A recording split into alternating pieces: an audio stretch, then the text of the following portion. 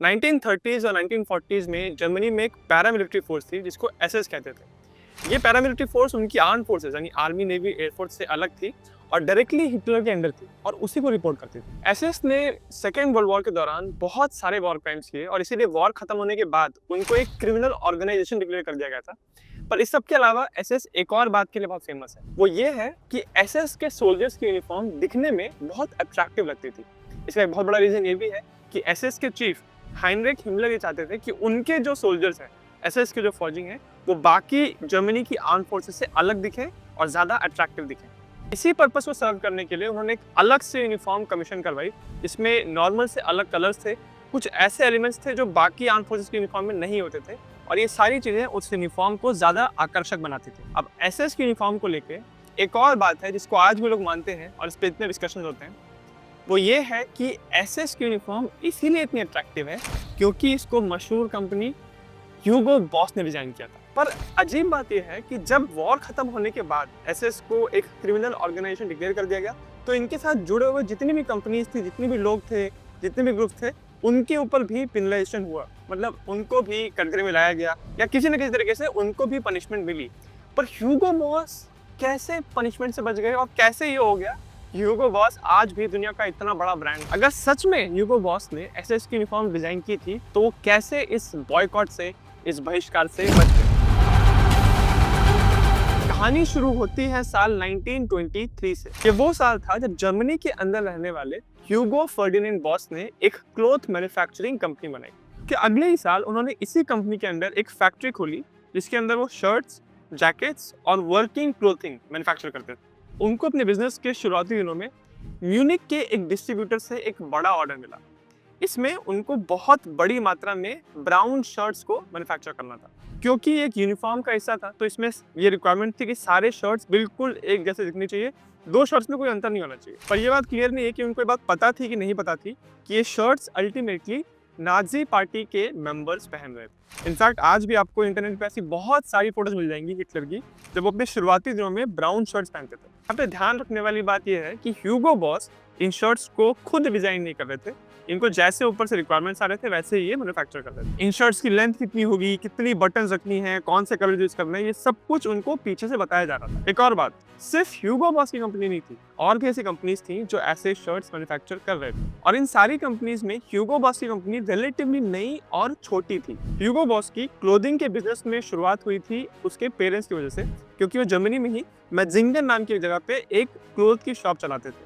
आज मेट्जिंगन में ही ह्यूगो बॉस का हेडक्वार्टर्स है। पर 1914 में आप सब जानते हैं कि फर्स्ट वर्ल्ड वॉर यानी द ग्रेट वॉर उस समय कहते थे इसको, ये शुरू हो गया और ह्यूगो बॉस को वॉर को ज्वाइन करना पड़ा। जब वॉर खत्म हुआ तो ये कॉर्पोरल के रैंक से बाहर आया। 1923 में जैसे मैंने कहा कंपनी स्टार्ट की। उसके बाद इन्होंने शर्ट्स बनाए जिसकी वजह से इनडायरेक्टली नाजीज के टच में आए और उसके 7 साल के बाद यानी 1931 में ऑफिशियली ह्यूगो बॉस ने नाजी पार्टी ज्वाइन कर ली। अब इत्तेफाक देखिए, इसके अगले ही साल 1932 में कार्ल डिविश और ग्राफिक डिजाइनर वॉल्टर हेक ने एसएस की यूनिफॉर्म को डिजाइन किया।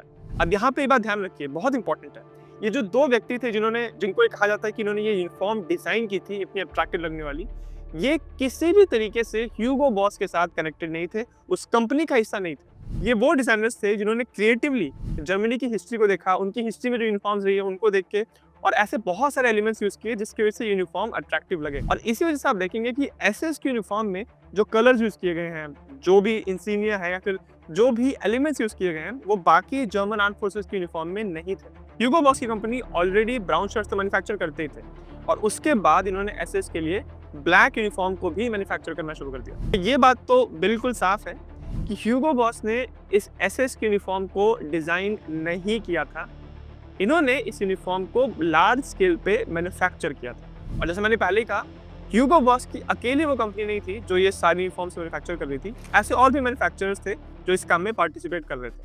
अब जब वॉर खत्म हुआ तो ये बात धीरे धीरे सामने आने लगी कि एसएस के लोगों ने कितने वॉर क्राइम्स किए हैं। उनके जो लीडर थे एसएस के, हाइनरिक हिमलर, पहले वो भागने में कामयाब हो गए पर फिर उनको भी कैप्चर कर लिया गया। फिर इससे पहले कि उनको सजा होती उन्होंने सुसाइड कर ली थी। ये सारी चीजें जब बाहर आने लगी तब लोगों को पता चला कि एसएस के लोगों ने वॉर के दौरान क्या क्या चीजें की और इन सब बातों का जब पर्दाफाश हुआ और एसएस की सारी जो गतिविधियां हैं वॉर के दौरान की जब बाहर आई तो नेचुरल सी बात है, लोग एसएस से नफरत करने लगे। और जो भी चीजें इनसे कनेक्टेड थी उन सब का बायकॉट। तो वॉर खत्म होने के बाद नाजीज को टारगेट करने के लिए, उनको पूरी तरह सोसाइटी से निकालने के लिए ये सारी जो चीजें हुई, इसको शॉर्ट में डीनाजिफिकेशन कह देते हैं। अब क्योंकि ह्यूगो बॉस खुद नाजी पार्टी के एक मेंबर थे, उनकी कंपनी ने ये इतनी सारी मैन्युफैक्चरिंग की थी उनकी यूनिफॉर्म्स की, तो उन पे भी उंगलियां उठी। और ऐसा नहीं है कि ह्यूगो बॉस को वॉर के दौरान अपनी मैन्युफैक्चरिंग कंपनी से फायदा नहीं हुआ। इनफैक्ट ऐसा कहा जाता है कि ह्यूगो बॉस की कंपनी में बहुत सारे फोर्स्ड लेबरर्स काम कर रहे थे, यानी इनकी फैक्ट्रीज में काम करने वाले ऐसे बहुत सारे मजदूर थे जिनको उनकी मर्जी के बिना बहुत कम सैलरी या बिना सैलरी से काम करवाया जा रहा था, और इनकी वर्किंग कंडीशंस बहुत खराब थी। ध्यान रखिए, सारे वर्कर्स उनके फोर्स्ड लेबरर्स नहीं थे, कुछ ऐसे वर्कर्स थे जिनको जबरदस्ती इन खराब कंडीशंस में काम कराया जा रहा था। इसी वजह से वॉर खत्म होने के बाद जब सारे लोगों को राउंड अप करना शुरू किया गया, तो ह्यूगो बॉस की कंपनी और उनको भी नुकसान हुआ। इनफैक्ट 1946 में उनको कोर्ट ने पनिशमेंट दी कि उनको वोटिंग के अधिकार नहीं रहेंगे और वो कोई बिजनेस नहीं चला सकते। ह्यूगो बॉस ने फिर इस जजमेंट को कोर्ट में चैलेंज किया।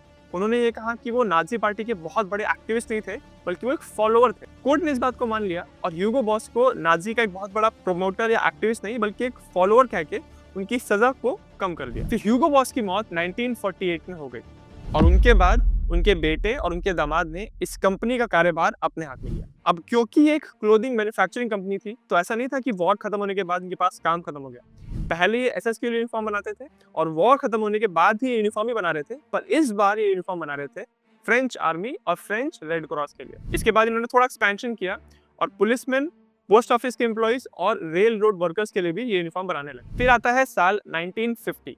ये ह्यूगो बॉस कंपनी के लिए, उनकी हिस्ट्री के लिए एक बहुत इंपॉर्टेंट, बहुत लैंडमार्क साल था, क्योंकि ये पहली बार था इस साल में जब उनको एक मेंस सूट बनाने का ऑर्डर मिला। यहाँ से फिर वो सिलसिला शुरू हो गया, जिसकी वजह से ह्यूगो बॉस अब धीरे धीरे बाकी कैटेगरीज में भी एक्सपैंड करने लगे।